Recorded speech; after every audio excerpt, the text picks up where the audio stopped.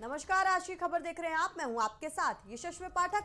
खबरों की तरफ रुख करेंगे, लेकिन उससे पहले अगर आप खबरों के माध्यम से मुझसे जुड़ना चाहते हैं तो मेरे सोशल मीडिया हैंडल पर जरूर से चेक इन करें, जो इस वक्त आपके स्क्रीन पर नजर आ रहा है। अब रुख करते हैं बुलेटिन की तरफ। संयुक्त किसान मोर्चा और देश के 10 प्रमुख केंद्रीय ट्रेड यूनियनों ने आज भारत बंद का ऐलान किया है।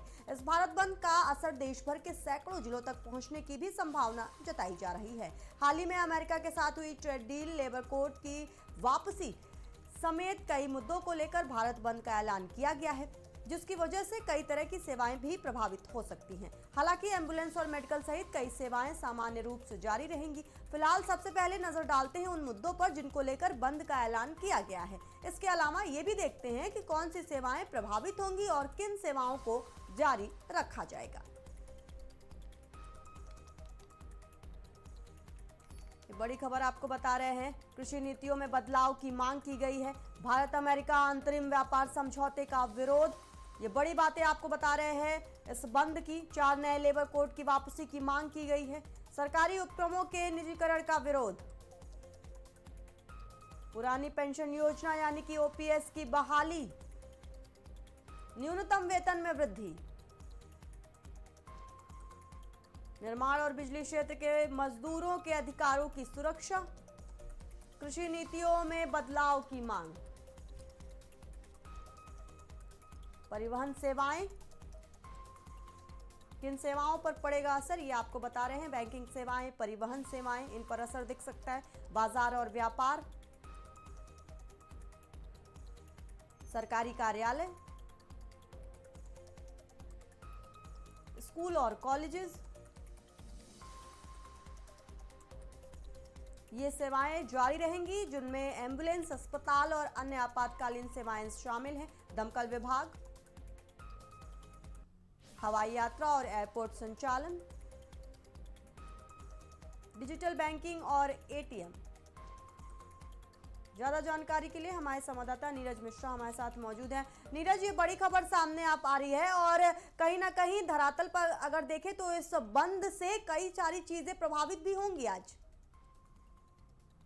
बिल्कुल यशस्वी, देखिए जो भारत और अमेरिका के बीच में व्यापार समझौता हुआ है उसको लेकर आज संयुक्त ट्रेड यूनियंस ने हड़ताल का ऐलान किया है और पूरा भारत बंद का आह्वान किया है और इसमें 12 संगठन शामिल हैं। इसके अलावा आज बैंकिंग सेवाएं भी प्रभावित रहेंगी, उन्होंने भी हड़ताल की घोषणा की है। आपको बताएं कि इस पूरी हड़ताल में करीब 30 लाख कर्मचारी शामिल हो रहे हैं और एक बड़ी हड़ताल है। उनका कहना है कि जो ट्रेड डील हुई है वो कैंसिल की जाए, इससे किसानों का बहुत ज्यादा नुकसान। जी नीरज, किसानों का जिक्र आपने किया है। जब से ही ये ट्रेड डील का जिक्र सामने आया था तब से ही नाराजगी नजर आ रही थी और ना सिर्फ विपक्ष बल्कि किसान यूनियन के भी जो तमाम नेता थे या जो किसान थे, उनकी नाराजगी ये थी कि इस ट्रेड डील में जो किसान हैं देश के या जो मजदूर है, उनके सुरक्षा का ख्याल नहीं रखा गया है। भारत सिर्फ एक्सपोर्ट करेगा क्या, इंपोर्ट की जो बात है इससे भारत कमजोर हो रहा है। कल सदन में भी राहुल गांधी ने बड़े विस्तृत तरीके से इस पर चर्चा की थी। तो बिल्कुल, देखिए संयुक्त किसान मोर्चा जो किसान के नेता हैं उनको यही लगता है और कि जो ट्रेड डील है वो किसानों के हित में नहीं है। और जैसे कोई चीज अमेरिका में सस्ती है तो अगर वो इंडिया में आती है तो वो सस्ते पे मिलेगी और जो यहाँ की लागत लगती है वो महंगी। को लेकर किसान असमंजस में है। उनका कहना है कि पूरी बात सामने रखी जाए और या तो इस जो ट्रेड डील है इसको कैंसिल किया जाए, नहीं तो वो इस हड़ताल को और भी आगे ले जाएंगे। क्या लगता है कि अब इस पे केंद्र सरकार बैकफुट पर नजर आ सकती है, क्योंकि इससे पहले भी किसानों का जो आंदोलन हमने देखा था वो काफी ज्यादा बड़ा रूप ले चुका था और उसमें बैकफुट पर सरकार नजर आई थी। देखिए इसमें अभी तो अमेरिका से ट्रेड डील है तो इसलिए बहुत जल्दी तो बैकफुट पर सरकार अभी आने वाली नहीं लग रही है। लेकिन इतना जरूर है कि जिस तरह से देश भर में इसको लेकर आंदोलन है, नाराजगी लोग व्यक्त कर रहे हैं, उससे कहीं ना कहीं डेंट जरूर लग सकता है सरकार को और हो सकता है कि इसमें कुछ बदलाव किया जाए।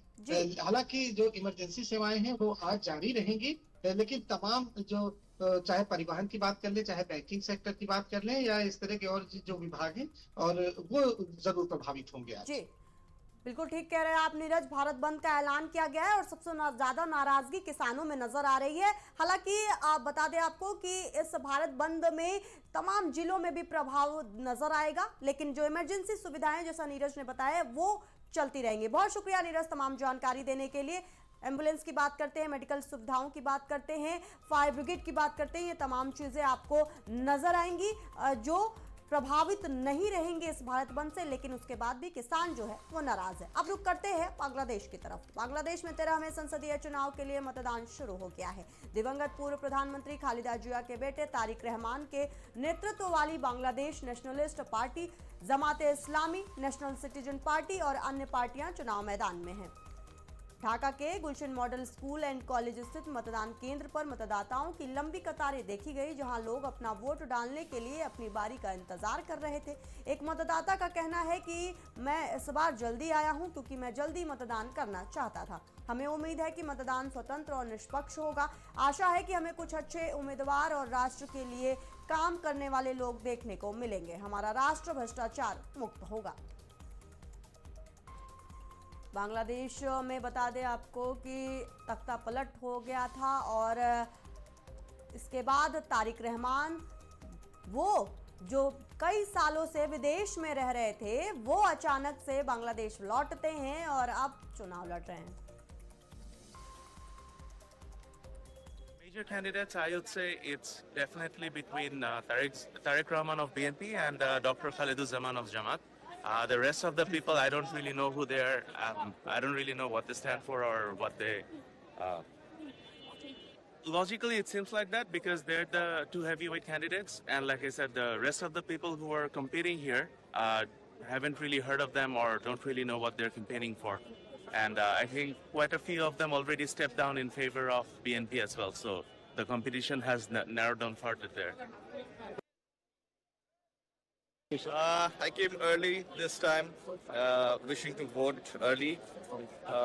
We're hoping, inshallah, this time the vote will be free and fair.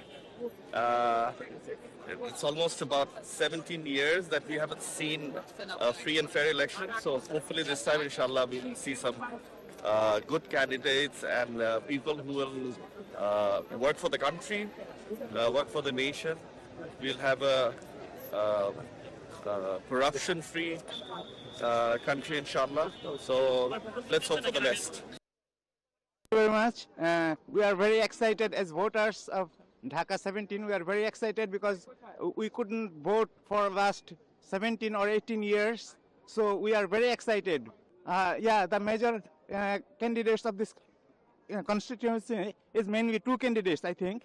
So we will vote for the appropriate candidate. Yeah, sure. If the situation continues till evening today, I think the peaceful situation will be remain.